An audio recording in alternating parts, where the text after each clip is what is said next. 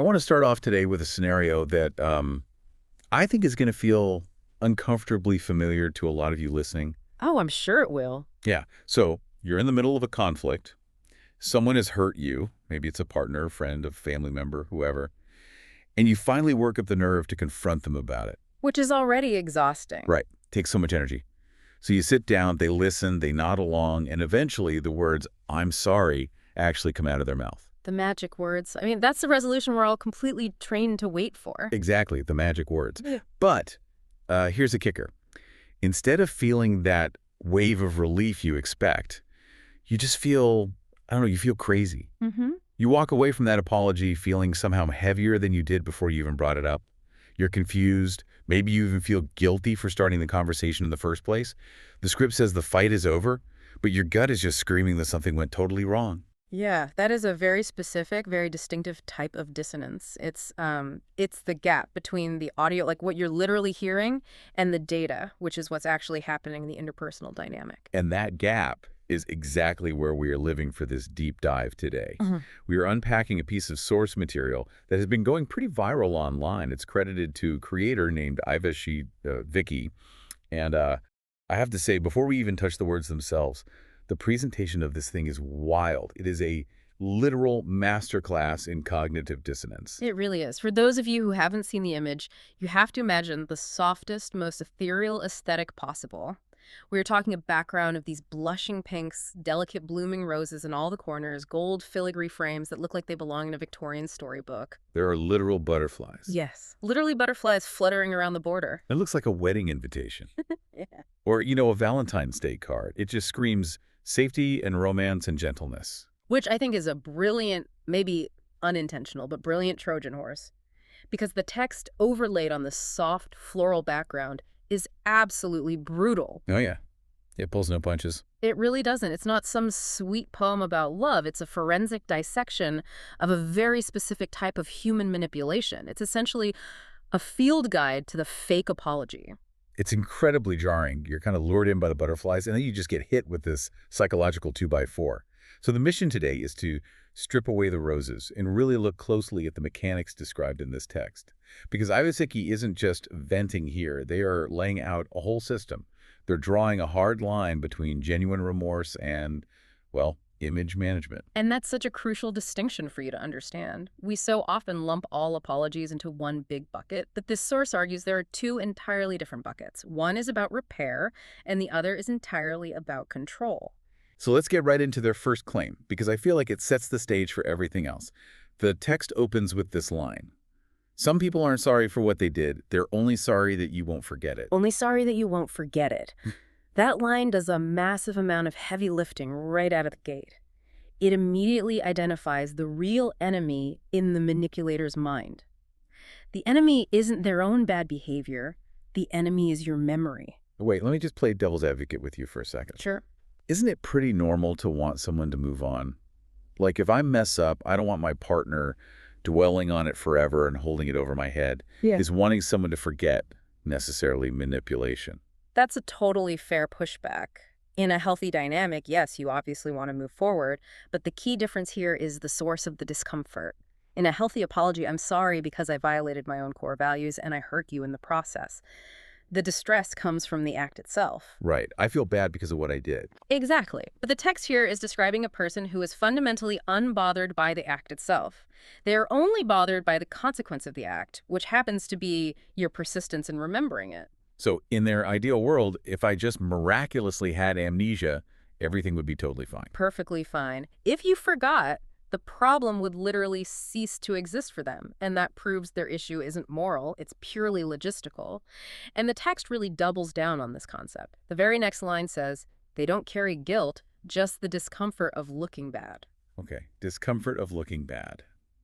We definitely need to pause there. What is the actual functional difference between guilt and this discomfort? Because, I mean, from the outside looking in, they can look pretty similar, right? Both people might look sad. They might be looking down at their shoes, saying quiet, remorseful sounding things. They do look similar on the surface, but the internal machinery running those behaviors is completely opposite. Guilt is internal. It's a private, often painful wrestle with your own conscience. It's a voice saying, I am not the person I want to be. It leads to genuine self-reflection. And the discomfort of looking bad. That is entirely external. It's shame, yes, but it's specifically a PR-focused shame. It's not about the person they actually are behind closed doors. It's about the person they are perceived to be by you or by the public. So it's basically just reputation management. It is strictly PR. Think about it like a major corporation. A big oil company might issue a public apology for a spill, not because the board of directors suddenly cares deeply about the environment, but because their stock price is plummeting. That makes total sense. This source is describing an individual who is operating exactly like a corporation in crisis mode. The goal isn't to clean up the environment, which is the relationship. The goal is to stabilize the stock price, which is their ego. Wow. That actually helps explain why these apologies often feel so hollow and empty. You're sitting there looking for a human connection, a shared moral moment where you both acknowledge the hurt, and they're just looking for a press release sign-off. And that's precisely why you feel crazy in those moments. You're trying to have a vulnerable, emotionally grounded conversation, and they're essentially negotiating a legal settlement. Right. So the text moves from this core motivation, this image protection, to the actual tactics they use. And this is where the butterflies metaphor really starts to make a lot of sense to me as a distraction. The source says, they won't fix what they did, they'll try to fix your memory of it. Yes. This is the concept of narrative revisionism. It's the idea that if I can't go back and change the objective facts of what I did, I have to change the lens through which you view those facts. Fixing your memory. That sounds remarkably like gaslighting, even though the text doesn't actually use that specific buzzword. It sounds like someone sitting in an editing bay, cutting up a film reel. It is absolute editing. It's post-production on your relationship. And the source actually gives us the specific tool, the software, if you want to keep the editing metaphor going, that they use to do this. It specifically calls out the phrase, I didn't mean it like that. Oh, man. I didn't mean it like that. I have definitely used that phrase. I think literally everyone listening has used that phrase at some point. It feels like such a valid defense. If I accidentally step on your toe, I want you to know I didn't actively target your toe. Why does the source flag this specific phrase as a weapon?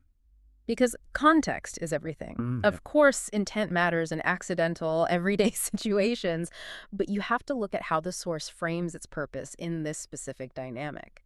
It says they use this phrase not to make it right, but to silence your hurt. To silence your hurt, that's a really strong accusation. It is, and it highlights the difference between an explanation and an invalidation. If I step on your toe and immediately say, oh no, I didn't mean to do that, are you okay? I am still centering your pain. I am explaining my intent to reassure you that I care about your well-being. Right, you're trying to comfort me. Exactly, but the manipulator uses I didn't mean it as a full stop. It's not an opening for comfort, it's a command to drop the subject. It's like they're saying, since I didn't mean it, you are officially not allowed to be in pain anymore. Bingo. It implies that your pain is only valid, only real, if there was proven malice behind it. No malice. Then no pain allowed. It completely shifts the conversation away from the very real impact of their actions and moves it to the supposed nobility of their intentions. Suddenly, we aren't talking about your broken toe anymore. We're talking about what a good, well-intentioned person they are. And if I keep talking about my toe hurting, I suddenly become the bad guy because I'm relentlessly attacking a quote-unquote good person. You're attacking the pink butterflies. You're completely ignoring this pretty soft frame they've put around the ugly event. By simply insisting on the reality of your own hurt, you magically become the aggressor in their narrative. That is exactly how they fix the memory. They edit the file from I hurt you to you misunderstood me. It's dazzlingly effective when you think about it. It completely stops you in your tracks because nobody wants to be the unreasonable person who persecutes someone over an innocent accident. Which is exactly why it's such a potent form of manipulation. It takes your own empathy, your own desire to be fair, and it weaponizes it against you.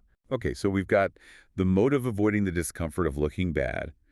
We've got the mechanism editing memory by constantly centering their own intent. Now let's look at the transaction itself. The source lays out this list, almost like a corporate ledger, of what these people want from you versus what they are actually willing to give. And honestly, the math is just terrible. It's a remarkably bad contract. If you saw this laid out in actual business terms, you'd walk away from the table immediately. Let's break down the three big demands listed in the test. The first one is they want forgiveness without change. Which inherently creates a cycle of abuse. Think about it. If I can get your forgiveness without ever having to change my fundamental behavior, what lesson have I just learned? I've learned that the price of hurting you is just words. just a few syllables. It's basically a subscription fee of $0. Right. And meanwhile, forgiveness is a massive amount of emotional labor for the victim. It requires you to process complex pain, let go of justified resentment, and actively choose to trust that person again. That is a high-value currency. And the offender is offering absolutely nothing of value in return. No behavioral modification, no safeguards for the future. They want the premium package, the totally clean slate for absolutely free. And they usually want it right now. That's always the vibe, isn't it? They say, I'm sorry, and it's immediately, okay, are we good now? Can we move on? Because remember, the discomfort of looking bad is an immediate, acute sensation for them. They need your forgiveness right away to stop their own discomfort. They aren't actually interested in the long-term, sustainable health of the relationship. They just need the immediate relief of you giving them the all-clear signal. The second item on this ledger is peace without accountability. This connects perfectly back to the visual of the roses on the image. They want peace, but we need to be very careful about how we define that word in this context. Because for them, peace doesn't mean harmony or mutual understanding. It just means silence. It means a quiet house where nobody is yelling at them. Exactly. Real accountability is loud, it's messy, it involves digging up the root of the problem, which naturally disturbs the soil. They do not want to disturb the soil. They want the surface to look smooth and pristine and completely undisturbed. They want the appearance of peace, not the reality of it. So when they look at you and say, why are you constantly causing drama? What they actually mean is, why are you disturbing my illusion of a peaceful life? Yes. Why are you pointing out the mess that I made? Accountability requires the offender to actually do work, to own the mistake, to make tangible amends. They want the end result of that work, a relaxed, peaceful relationship, without lifting a finger to do the heavy lifting. They literally just want you to pretend the mess isn't there so they can go back to relaxing. Which leads us to the third demand, and I think this is the most mind-bending one of the bunch.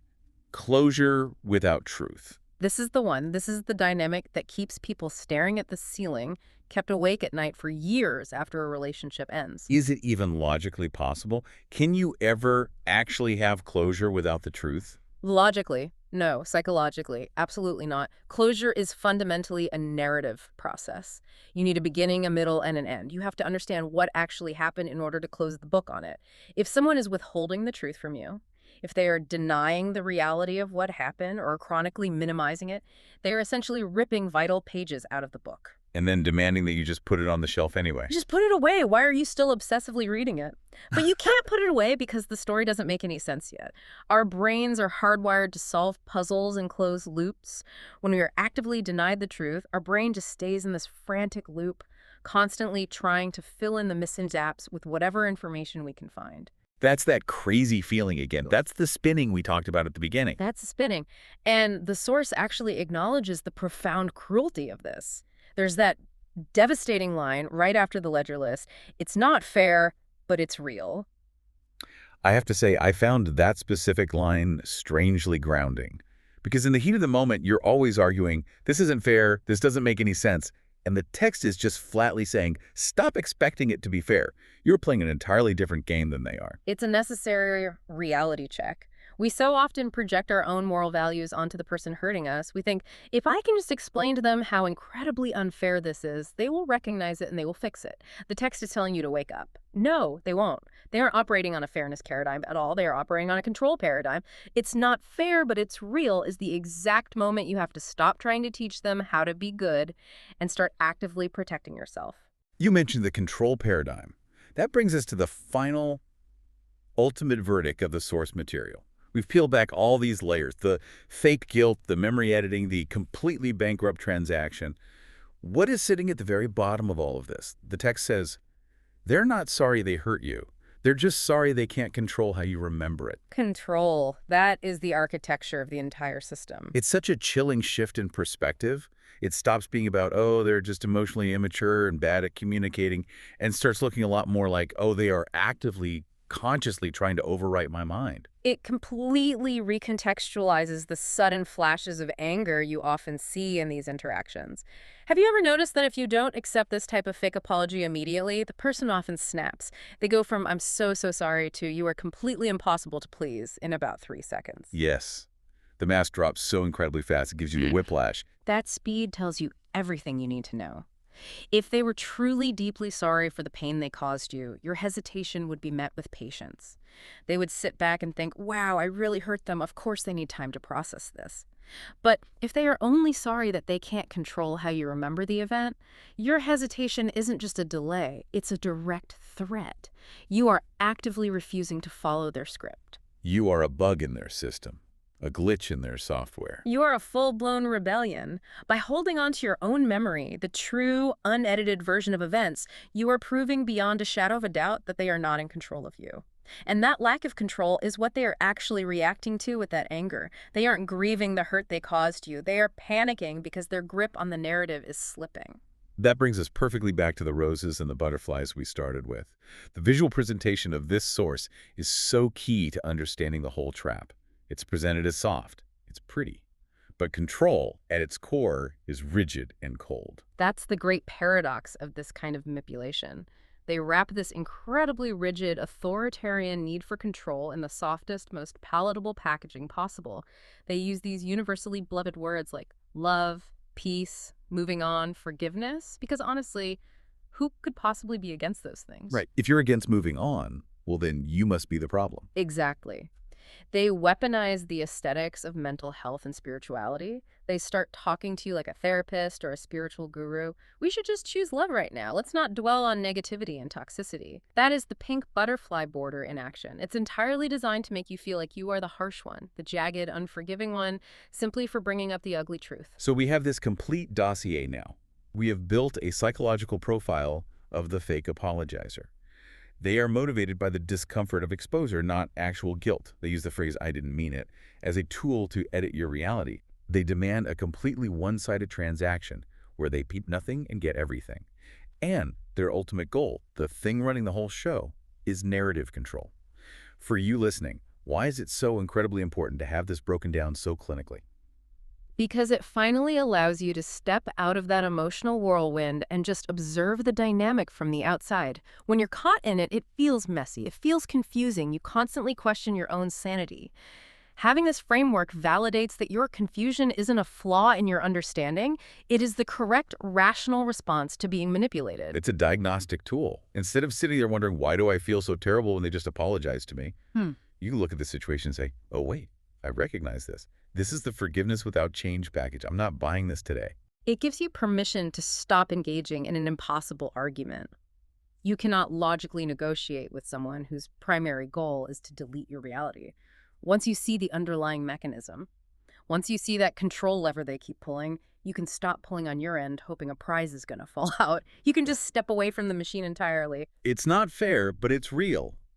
Accepting that harsh reality really seems to be the only exit ramp off this ride. It is. It's the only way to finally stop the spinning in your head. You realize that you are never going to get the truth or the validation from them, so you figure out how to provide it for yourself. You validate your own memory. You provide your own closure independent of their input. Which, let's be honest, is a lot harder than getting it from them. Yeah. But it's the only path that's actually built on reality. And it's the only path that actually leads to genuine peace. Not that fake quiet house peace they constantly demand, but actual sustainable internal peace of mind for you. This has been a heavy one. Really heavy. But so necessary. I feel like I'm going to look at every I'm sorry I've ever received under a microscope from now on. Just remember to check for the butterflies. If the apology feels a lot more like a crafted PR statement than a vulnerable confession, you have to trust your gut. Before we wrap up this deep dive, I want to leave you with a thought that's been kind of nagging at me since we started unpacking that ledger. We talked a lot about how these people demand your forgiveness. But based on everything we've discussed, if the person is prioritizing their own PR comfort over your reality, if their ultimate goal is silencing you rather than actually hearing you, is forgiveness even the right word for what they are asking for? Or is forgiveness just the pretty, socially acceptable word they've pasted over the word submission? Are they actually asking you to forgive them, or are they just demanding that you submit to their rewritten version of history? It's a distinction definitely worth thinking about the next time you see those proverbial roses coming out. That is absolutely the question to ask. Thanks for diving deep with us today. Take care of your reality. See you next time.